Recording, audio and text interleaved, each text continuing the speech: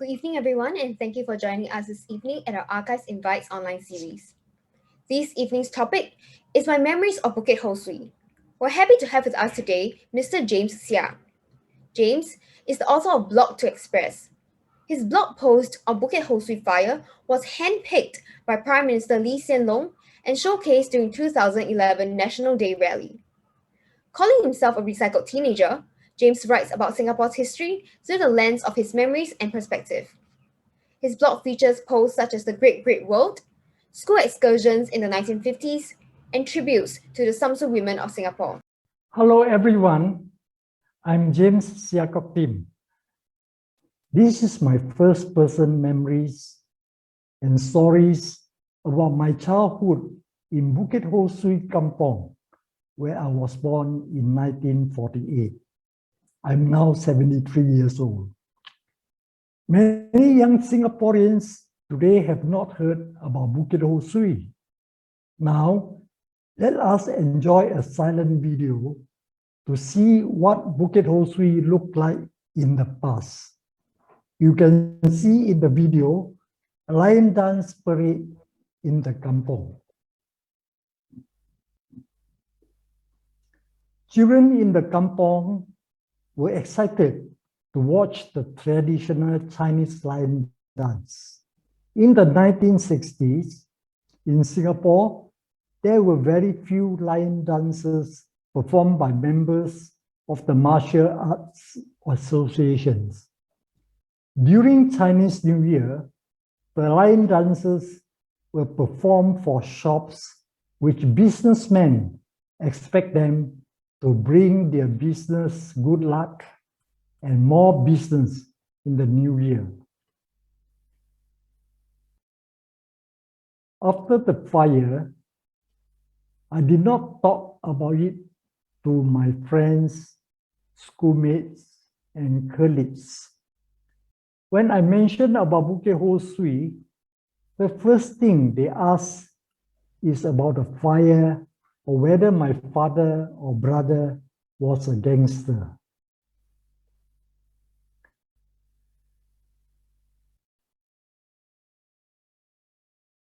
Before the fire, most of the residents were poor, illiterate, and uneducated or jobless. However, the profile of the population has changed and become a better society as Singapore developed and changed our nation.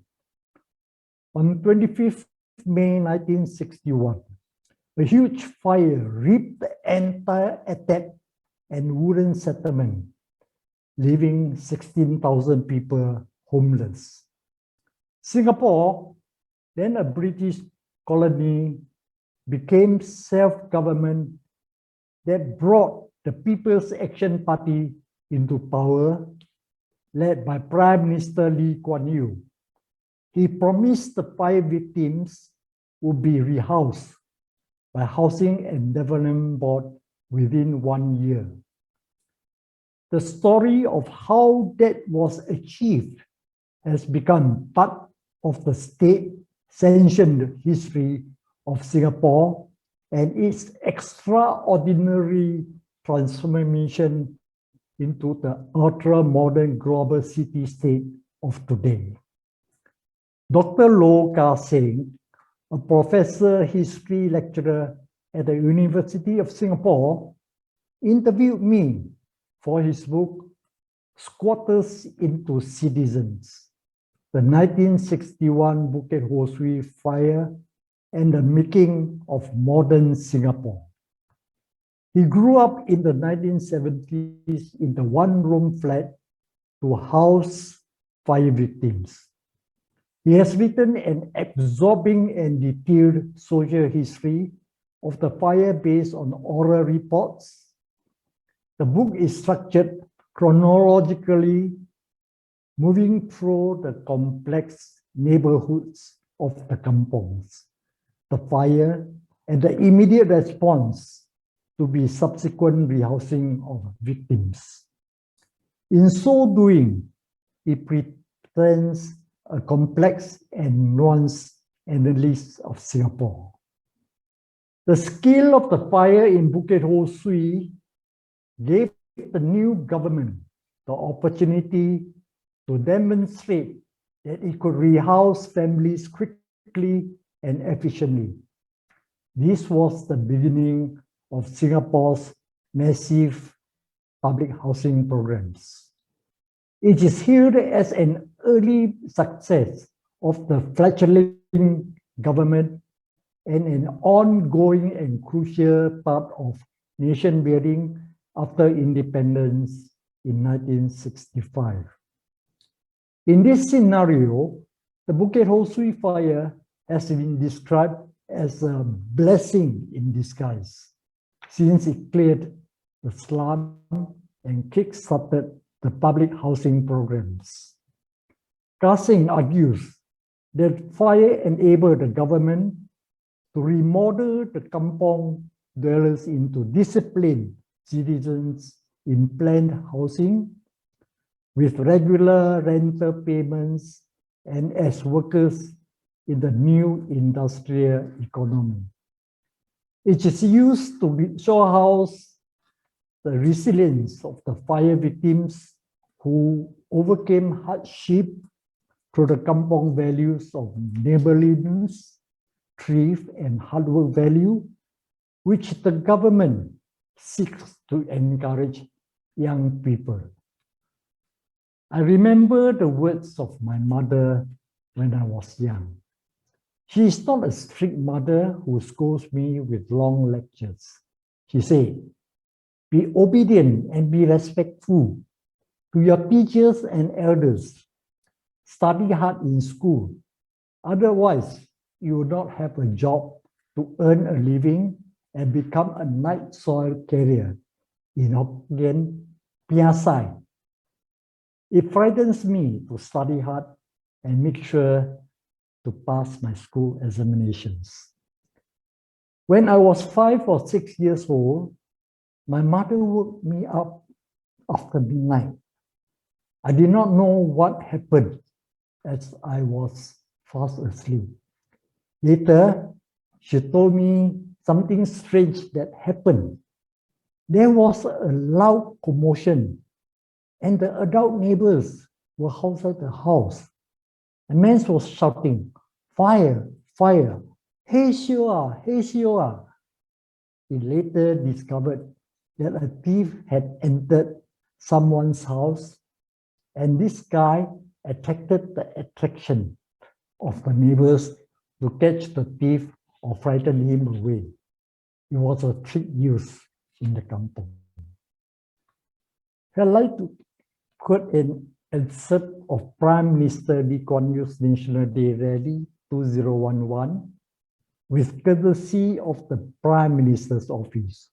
Quote, "When we talk about history and national education and a sense of belonging, it is not just words and abstract concepts. It is really the stories of people, real people, what they lived through, what it meant for them. That was why Mika launched the Singapore Memory Project to capture, preserve, and showcase these memories.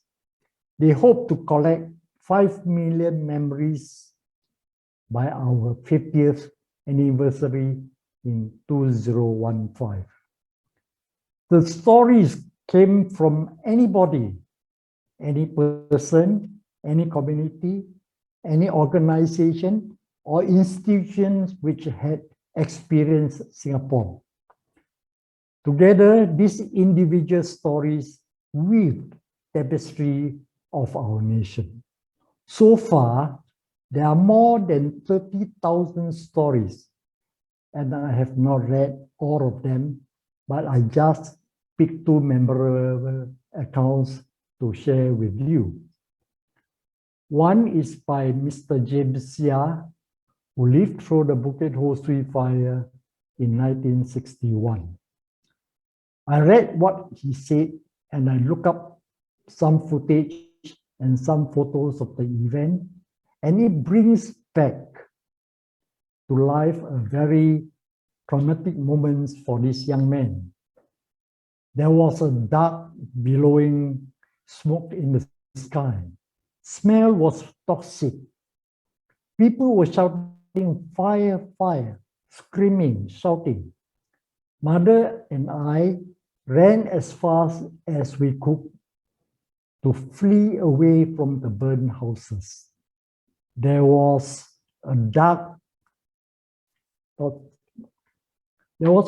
billowing smoke in the sky. The smell was toxic. My mother and I ran as fast as we could to flee away from the burned houses. There was a stampede. The older and weaker people were carried by younger and stronger ones. I noticed my neighbor's daughter knelt down on the ground to pray, staring at the darkened sky.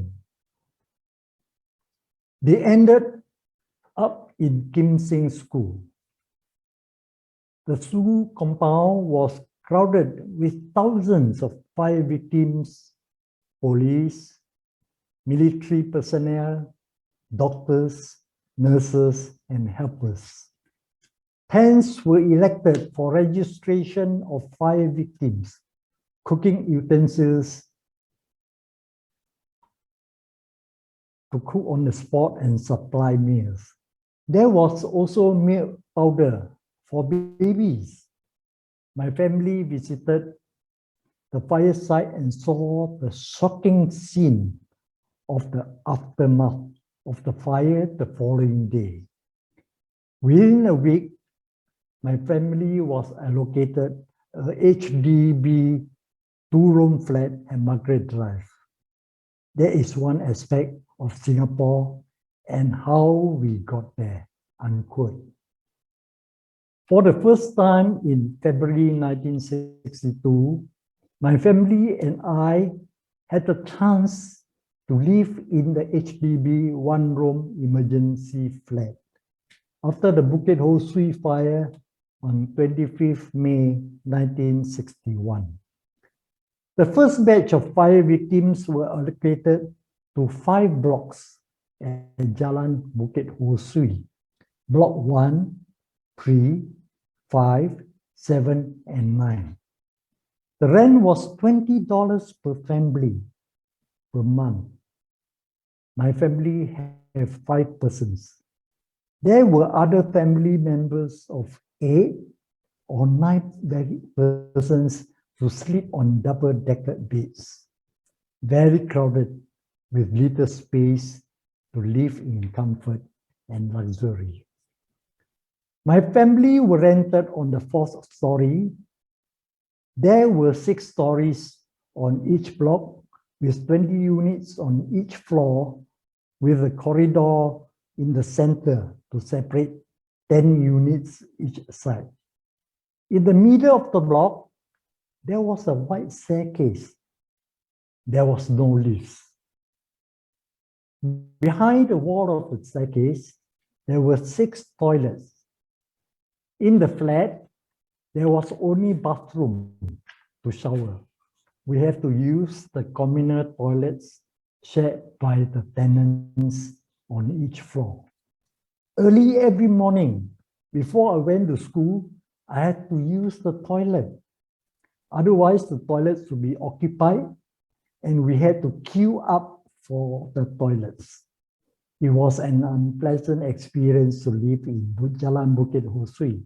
However, it was many ways better than living in a kampung. The circumstances and economic situation of the fire victims had improved, and many of them have moved out of the emergency flats to HDB flats in other parts of Singapore. In 1965, my family moved to a 3-room flat at Jalan Rumah Tinggi and upgrade to a better HDB flat. Let us enjoy a video titled Promise, Bukit Ho Swee Fire video by Angeline Ko, where we will learn about how the Bukit Ho Swee Fire about Singapore and our housing situation.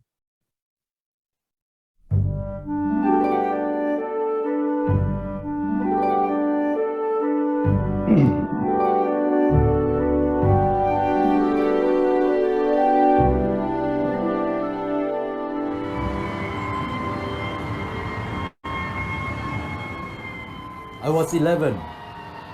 My mother and I were on our way back from my auntie's house.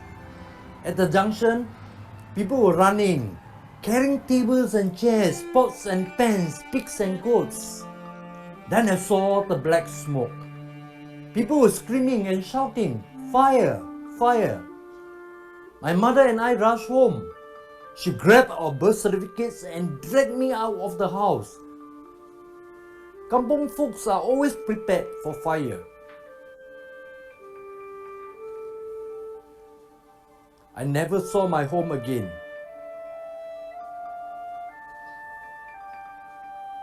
Everywhere there was stampede. We ran as fast as we could. Suddenly she asked me, "Bekitolo, Bekitolo." At that moment, a car stopped in front of us. The lady driver offered to take us to the Kim Seng school. There must have been more than 30 families crowded in one classroom. They registered us, then they gave us food and water and donated clothing. Children were running around, having fun. Day and night, there were long queues for toilets. Halos played at all hours. People were looking for their families. My father and sisters were so thankful to find us alive. The next day, my family visited our kampung. Everything was gone.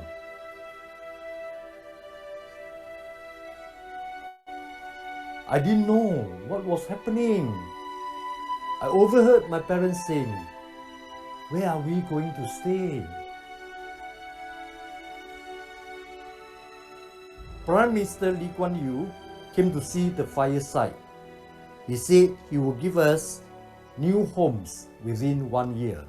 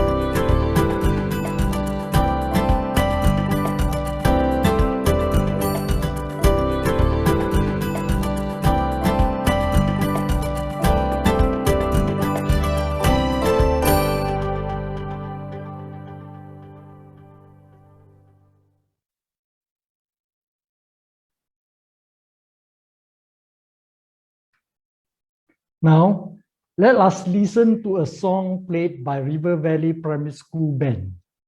I believe this song, familiar to many Singaporeans, will bring back a lot of memories for us. Dear members of the public, I'm Karis Cole, chairperson of River Valley Primary School Concert Band.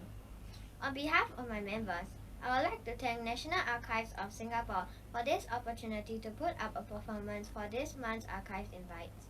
Being a school located near Bukit Ho Swee, we are honored to share in this piece of memory with Mr. James Seah and listen as he shares more about his experiences with us. Please enjoy our performance.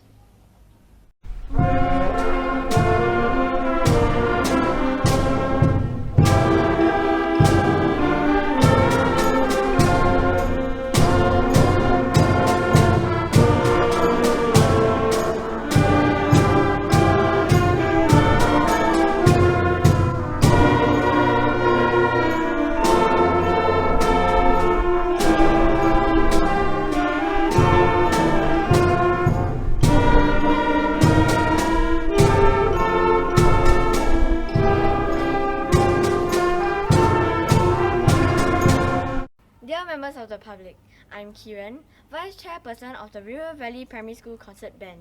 Thank you for spending your valuable time with us. In closing, we would like to end off with this familiar Malay folk song titled Chan Mani Chan, arranged by Kiji Kurokawa. On behalf of the River Valley Primary School Concert Band, I would like to wish everyone a pleasant evening and have enjoyed our performance. Hope to see you again. Does everyone recognize this song? It is none other than Chan Mali Chan. This Malay folklore song is popular among young school children to sing during National Day. I would like to thank the National Archives of Singapore for giving me the opportunity to share my first-person experience and memories with you via Zoom Live. This is my first time using Zoom. I hope that everyone enjoyed this session as much as I did. Now I will pass on the session to Lisa for the question and answer session. Thank you, James, for sharing your memories with us this evening. There's actually quite a lot of questions, so I'm going to start with some of the ones who are asking about your experiences before. So, Mr. Ethan Chua, he asked about your living conditions, and they are from the environment to the behavior of the people, because many people refuse to move to HDB flats after staying in a kampung. Do you have any thoughts about this?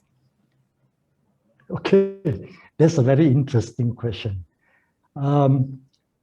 Because I have never stayed in a HDB flat until after the fire. So life in the kampung, I mean, as I was young, is that very carefree. You know, you don't have so much constrictions. In fact, someone asked me, how comes in the kampung, people never close the doors and people allow anybody to walk in and out. That was what we did. So meaning to say, you know, now HDB flat, every door is locked and it's not easy to know who are our neighbors. In the kampung, I can just go into people's house and, you know, because they trust that these children never touch things that don't belong to them. So how would I say? It's really very different. One more thing very interesting about after the fire and all the fire victims have to stay in HDB flat, you know, they find it difficult to adapt themselves, you see. So that's why, especially for the first few months after the people moving in, you know what happened? They want to rear chicken or ducks, you know, and then do planting inside the house because they're not used to kampung. So eventually, as younger generations grow up, they live in HDB as the correct way, not like in the kampung. Thank you. Thanks, James. Okay, David asked, I'm wondering about who owned the atap houses before the fire. Were they rented or were they actually owned by the residents themselves? Okay. Now in the kampong, the thing is unlike the time after the fire, then government, take over the land, and whereas during the days since the British colony, this land will be rented out very freely, and so they don't also have a control, like say, the Ministry of Development, to make sure that the houses are numbered. So that is why it's quite a maze in the kampong, when the numbers not like what you see. It's very easy to find what block on what floor, which unit is it, properly numbered and very well planned. In the old days in the kampong, now it's not the rent very cheap, because the landowner themselves do not have to pay to the government any money. So that is why I believe my time in the kampong, which rented, it could be easily less than $10 per unit. Yeah, so that's a difference. Before the government, own the land, take over lands to make sure that, any land that people buy, they pay to the government, but not before, during the British colony days. Thank you. Okay, thanks, James. Okay, Corby Chu asks, for a kampong of that size, are there many water distribution points? So, if the water distribution points are far apart, would it have been a contributing factor in the inability to control the fire during that period of time? Jose, now before the fire in the kampong do not have, these pipes to get water. So what do? They dig wells. So actually the water supply is from the wells. Yeah? And later on, they have this standing water taps in public. Meaning to say the kampong dwellers do not have to pay for water. You see? So in other words, water contribution is not what we see today, where every house you have your own tap, you can use your own water. So the public pipes during the fire that time, why was the fire not able to control? Because the fire engine cannot go in, and also the water supply during the Bukit Ho Swee fire did not have enough. So that is why all the atap and the fire site was burnt without the help of the fire engines. Thank you. Thanks, James. Okay, so there are a few people asking sort of a similar question. So, during the time when the fire occurred and before you moved to the HDB flat, where were you staying, and like for how long were you there for? Oh, during the fire, together with those 16,000 fire victims, we were giving a relief center at the various schools. For us, it was at Kim Seng School. So for about 1 week. And then later, the HDB start looking for those completed flats that has not been occupied. And we will stay there for about 1 year or 9 months. Why? Because like my case, it was waiting for 9 months to be allocated the emergency flat, 1-room flat, on the February 1962. you. Okay, thank you. Actually, someone wanted to share something. So, someone actually said that in his atap house that he was staying, there's a common kitchen who was shared by a few tenants. So, he mentioned that he's one of the fire victims and he was 7 years old then. So, similar to you, he also stayed at Kim Seng Primary School while waiting for the temporary housing. Yeah, so that was just one of his sharing experiences. Okay, another question would be, what was schooling like after the fire? What was schooling after the fire? Yes. Yeah. So it so happened, in 1961 during the fire, I was in primary 6 in Data Primary School. So that is why, we still have to continue to do schooling.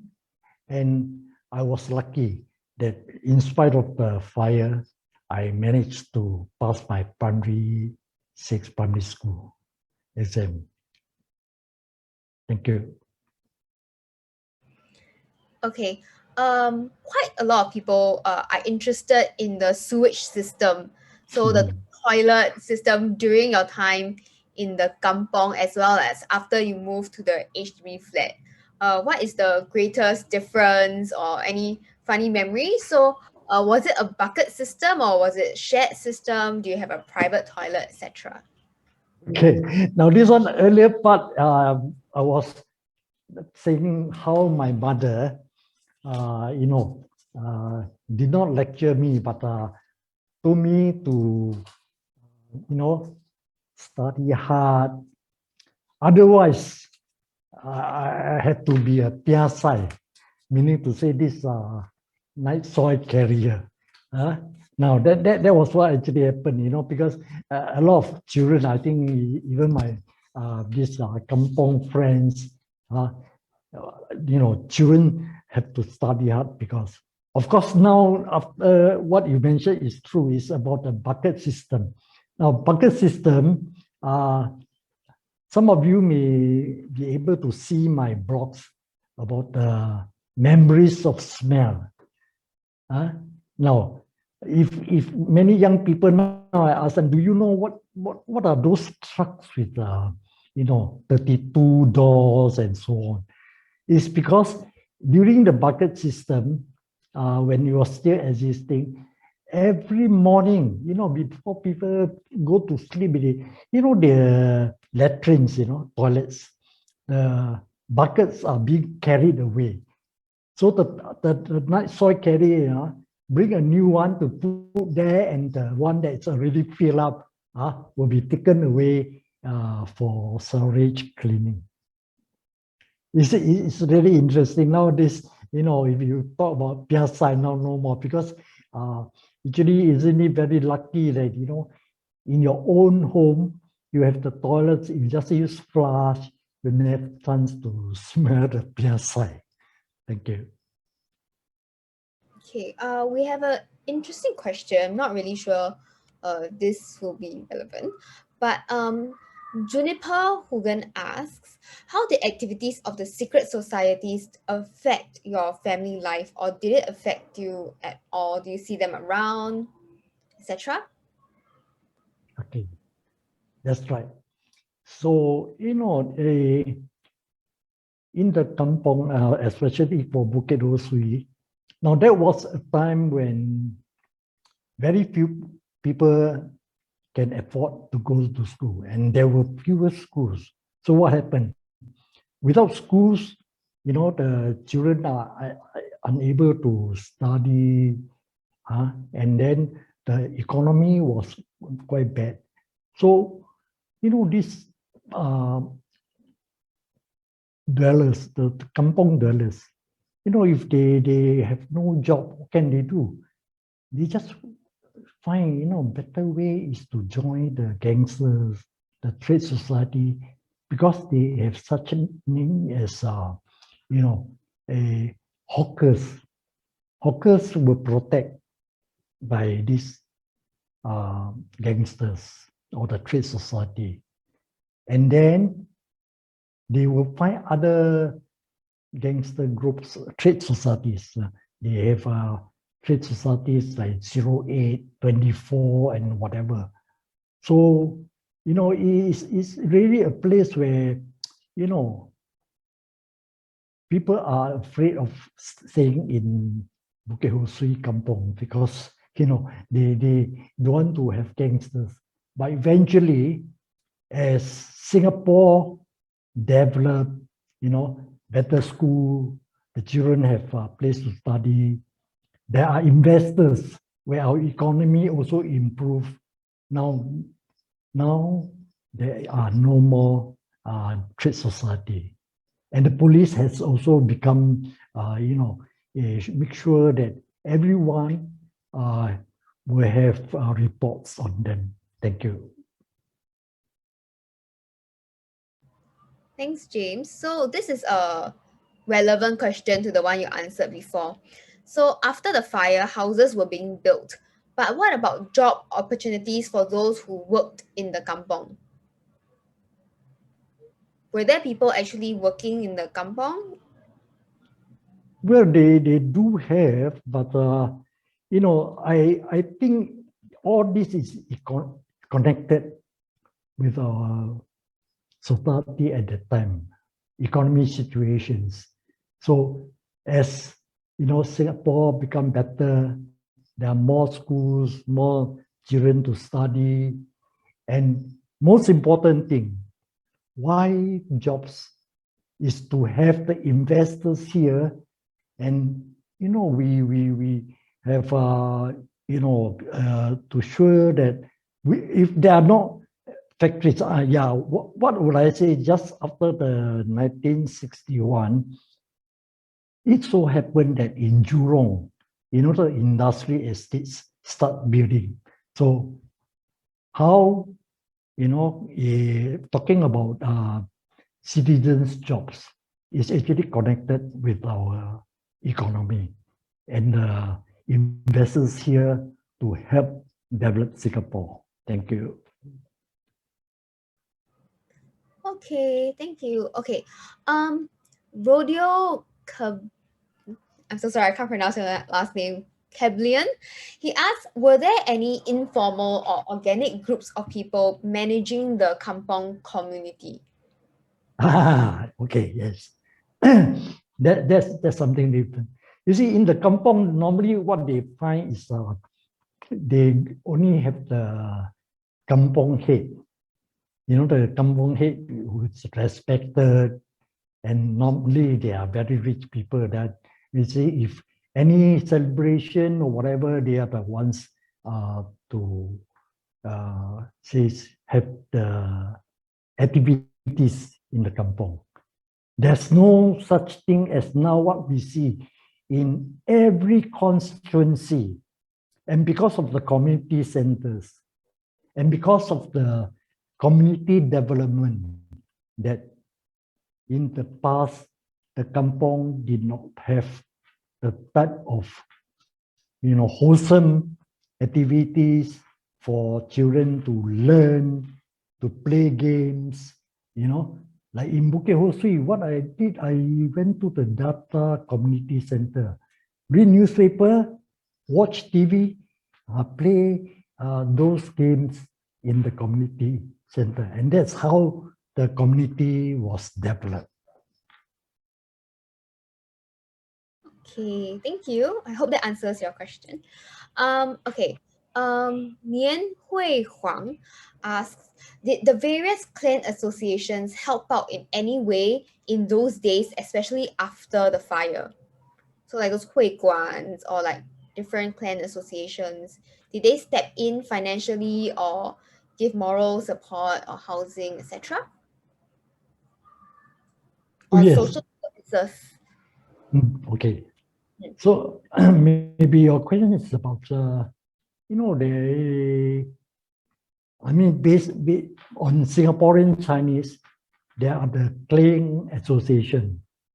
So the clan association will have, it says maybe for activities like education, about some they have a temple, we have those community leaders, and that was the old style of these kampong dwellers. Thank you. Okay, this one should be quite interesting for many people. So, was the kampong organized along any dialect or racial lines, or were people just living in a more blended kind of community? Okay, in the early days of these kampongs, it is true. You see, it's not only by dialects, that's why you see some places like, okay, Bishan, for instance, Bishan, most people say that they stay in the Cantonese dialect group. Besides that, there are also those who live who are of the same surname, So that means in the kampong, all are the surname Yu or Tan. Yes. Now that is the old, I say the society that have we in Singapore. Now, of course, with the HDB flat, it solved this problem. You don't need to have people say, segregate, and or either by the dialect group or by what surname, or maybe all Chinese together. Now, Singapore is, we have equal people, equal dialect, equal culture, equal, racial, or, their religion. Okay? So we now see a society that is all mixed up. There's no such thing as all the Hokkien stay in one block, another block stay, all the Cantons stay there. No, it's actually a mixed Singapore that's very equal. Thank you. Okay, so Martin is asking, what do you see when you're around the kampong? So, are there just houses, or are there small shops and different amenities like provision shops or markets, or is it just a living area? Okay, Kampong is not as organized as what we have now, HDB, this housing estate, which is properly planned. You see, meaning to say that under the HDB, okay, so let's say precinct, they call it the precinct. Let's say, okay, Pongo. Then there were all the Pongo to make sure that there will be schools, there will be community centers, if places like for sports users like swimming pool, and the shops are for this maybe just important thing is the hawker center. So hawker center, if you see the one that is in Sembawang or the one in Queenstown or in Tampines, there are all these facilities, not unlike the kampong. Some kampong, the whole place also you can't find shops, you see. So that's why I mentioned earlier that say, kampong family will have to do cooking because they have no hawker centers for them to go to. Thank you. Thanks, James. Okay. Some asks, how many families have TVs and refrigerators during the days before the fire incident at Bukit Ho Swee? So during the time, was it still black and white television? Okay. After the fire, of course, there's no kampong, you see. But that time don't have TV. So you know what people listen to? They either listen to the radio on this Singapore broadcasting, or they listen to radio fusion. The time before have TV, yeah. So no, kampong don't have TV at that time for this Bukit Ho Swee. Other kampongs, of course, it depends on whether the family is affordable to buy the TV. But most of us, if Kampung in Bukit Ho Swee, very few people will buy TV. Thank you. Thank you. Okay. We have time for one last question. So, seems that many people are interested in the secret society and gangster groups. So Ray asks, what happened to the gangster groups after the fire? Were the gangster groups still prevailing, or did they disperse? Any Okay, thoughts? okay. Now, that's why you see, I earlier mentioned that actually, the kampungs are not properly planned. You see, so because like for instance, this house number 10, the next door may be house number 55. All over the place.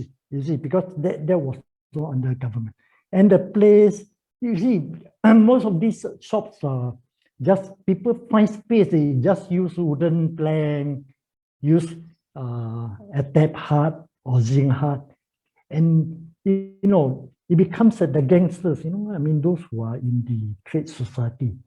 Even the detectives were very difficult to uh, detect them. You see, so I would say, and also because the most important thing is that as more people, the children study better in economy in Singapore, then they do not need to join the trade society. You see, and also of course the police is very strict to make sure, because now anybody who join a gangster, they can be detected easily. So after the fire, of course, we find that the peace and order, in Singapore has improved. Thank you, James, for your time today. So that is all the time we have for today. Thank you, everyone, for the questions. And there are actually quite a few people who actually are sharing their experiences on the Q&A chat as well as our chat section. And thank you, everyone. Have a great evening.